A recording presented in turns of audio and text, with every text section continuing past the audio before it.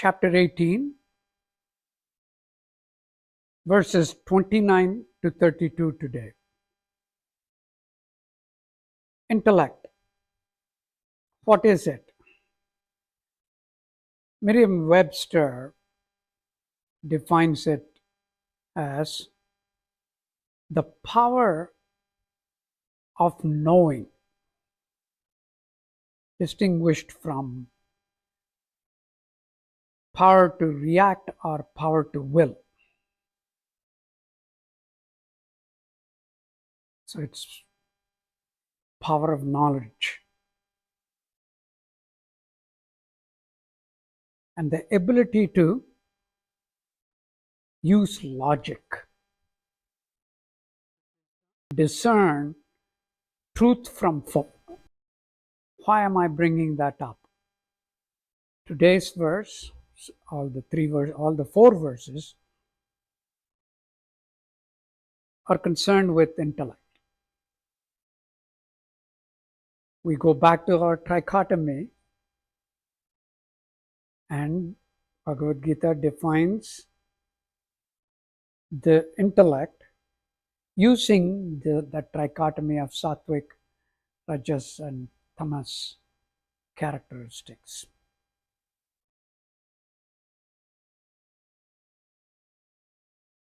There is a lot of overlap with modern science.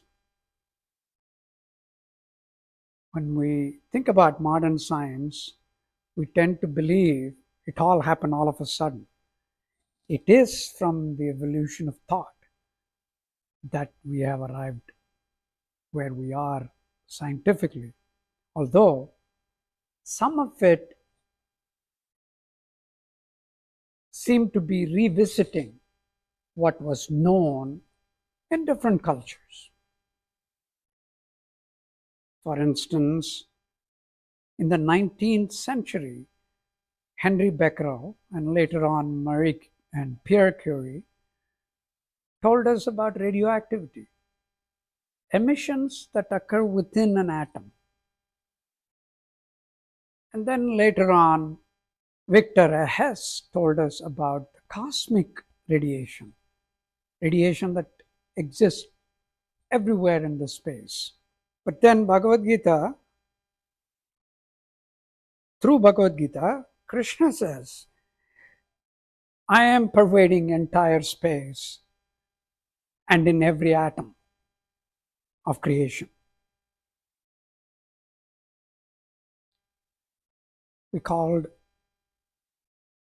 what pervades everywhere the cosmic radiation Vishnu. We just named it Vishnu, but we knew there existed something that radiates throughout the space and within every atom. Was that scientific knowledge or is it mythology? I'll leave that up to you. A similar thing happened with Rutherford in the 20th century. What did he say? Well, it's all space in an atom, mostly space. Very little of these electrons and protons and things like that in there. So everything that we call matter is perceived by the communication or reactions or attractions between electrons. Bhagavad Gita says everything is an illusion. Or you could think of it as everything is a perception. Is that mythology or science?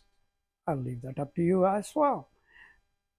So, Krishna says, the Sāttvic intellect is the one that truly knows the difference between right and wrong, what should be done and what should not be done,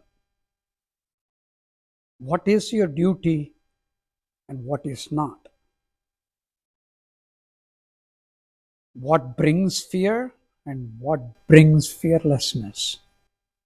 Someone who can distinguish that, the knowledge, the power that can distinguish between these things is the true Sāttvic intellect.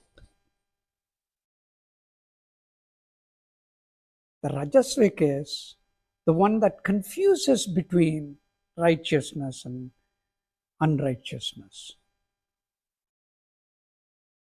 does wrong things and believes that's right, rationalizes a wrong action. Similarly, rationalizes a right action that is actually wrong, or the wrong action which actually is right. So it's a confusion, total confusion. It happens to all of us. We tend to do that. We just have a confusion. Why can't I do that? I think I'm okay with that. It's right. I can see why it is right.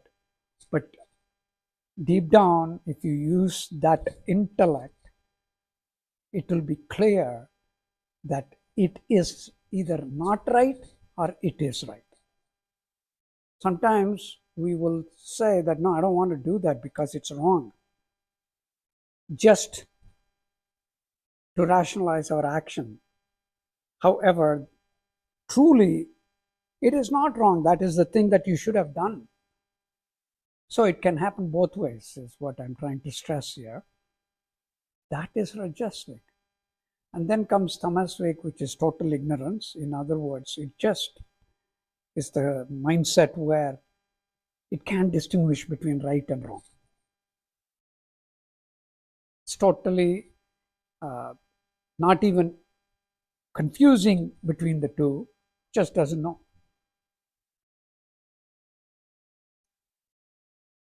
And that's the way Krishna is telling Arjuna how the intellect can be categorized into that trichotomy we are used to. That's my take on these three verses.